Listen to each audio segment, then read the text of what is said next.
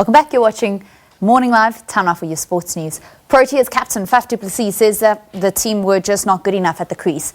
South Africa lost their World Cup opener to England after the hosts bundled out the Proteas for 207 to secure a comprehensive 104-run victory at the Oval. Du Plessis won the toss and chose to bowl first, which saw the English score 311 for the loss of 8 wickets in their 50 overs.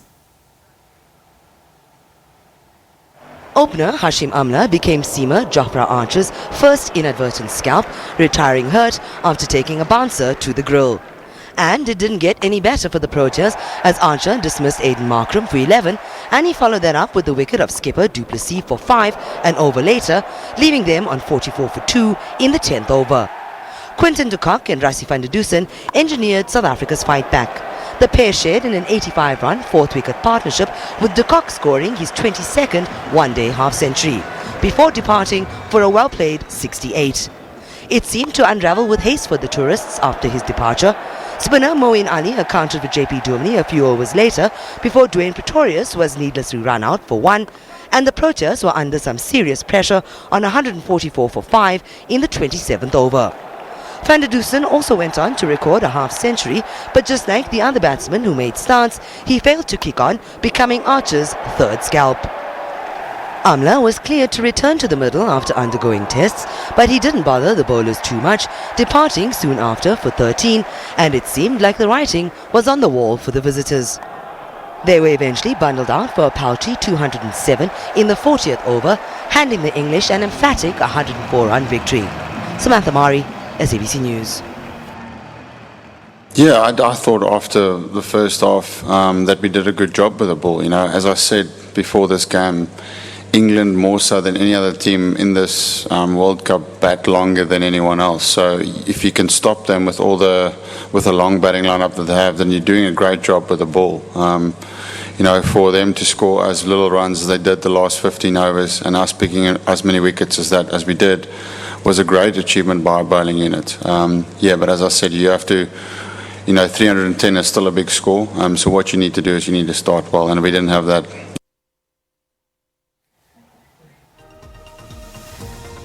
Steve Smith and David Warner will seek redemption on the biggest stage as they relaunch their one-day international careers for Australia against Afghanistan at the World Cup tomorrow. Today it's the West Indies against Pakistan after the Windies smashed 421 runs in a warm-up match. Fans are hoping for another big score at the same ground that the hosts actually scored the current world record for ODI runs in an innings at Trent Bridge.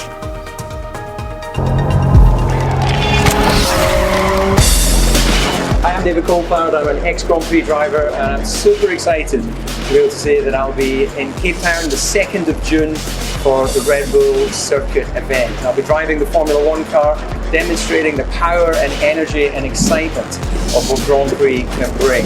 We haven't been in South Africa since we were in Kyalami in 2011, so delighted we're bringing Formula 1 back to Cape Town. See you there, looking forward to it.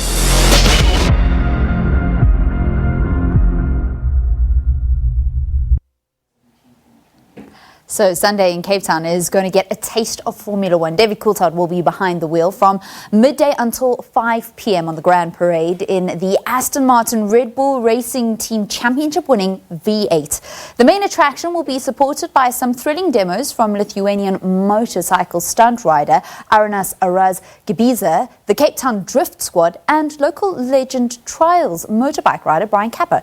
Kappa joins us from our Cape Town studio. A very good morning and welcome to Morning Live. Good morning. It's really good to be in Cape Town and what an exciting weekend it's going to be. Okay, so tell us what people can expect this weekend. Well, first of all, of course, we all here for the Red Bull Formula 1 car, the Aston Martin Red Bull Formula 1 car. You know, to see one of these vehicles live is unbelievable. You know, the noise, the acceleration that these vehicles have. I mean, it's a 750 horsepower car. 613 kilograms. I promise you, if you've never seen this before, you've got to see it. It is mind-blowing.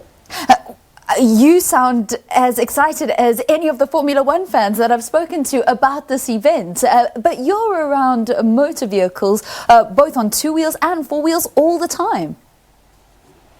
Absolutely, they say that you're either a petrol head or you're not. And when Formula One comes to South Africa, which is not very often, I promise you it's something to see. And the goosebumps that you get when these vehicles fire up is something special. And so it's going to be an unbelievable day. Of course, right here in South Africa, with Table Mountain in the background, there's some unbelievable shows that are going to be happening around the Formula One car. But of course, that's really what we're here for. And to have the legend David Coulthard here, it's going to be unbelievable. And of course, it's absolutely free. And I hope that the crowds come out to come and see this live spectacle. So general admission is free. You can buy some of the best tickets in the house that are on the grandstand. And for those people that are wanting to go out, the organisers suggest that you leave your car at home on your way to Darling Street. Brian, what can people expect from you? Yeah, well, of course, I'm going to be doing my extreme riding exhibition show. It's a trial bike show that I brought back from the States. And, it's something that not many people get to see, jumping up 2.5 meter high vertical walls, whipping it over it's a custom built rig that I've got that I travel all around the world with.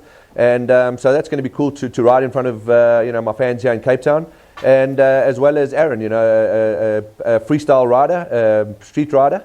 And it's really going to be good. Patrick Davidson's going to be flying, so it's going to be a really big day for entertainment. You made history by climbing step by step over the arch of Moses Mabhida. I know that was a good couple of years ago. You've dabbled in some rallying and you've taken trials tours through Kenya and Tanzania. What is next for you? That is, of course, the big question. But we've got some big plans for 2020, and just use your imagination. But there's a pretty big piece of steelwork in Paris. I'm sure you can work that out for yourself. But we're going to be doing something pretty cool. It's going to be big. Oh, wow. Okay, so there are big plans in the pipelines. Why is it that you like to do these really super extreme things that have never, ever been done before? I think, it's been what I've done since 9 years old. It's really a passion for me. And I love doing what people think is impossible. The imagination is so big, and I just really enjoy riding the bike. I love doing things that people think aren't possible, and honestly, it's a thrill for me. It's an adrenaline rush, and it's what I live for. All right, and people are going to get a taste of that adrenaline rush, not only with the Formula One car on the streets of the Grand Parade in the Mother City, but also with Brian Kappa's show. You usually jump over people, don't you? Depending on how brave they are, we might have a couple of volunteers. If you're happy to volunteer, I'm more than willing to accommodate you. No, I won't volunteer myself, but I see Sakina is on set. She's giggling. Her and Leanne may volunteer to be jumped over. Yeah, I'm sure more Leanne than me. Anytime. All right, Brian, thank you very much. All the best of luck to you and everybody involved in the weekend's event.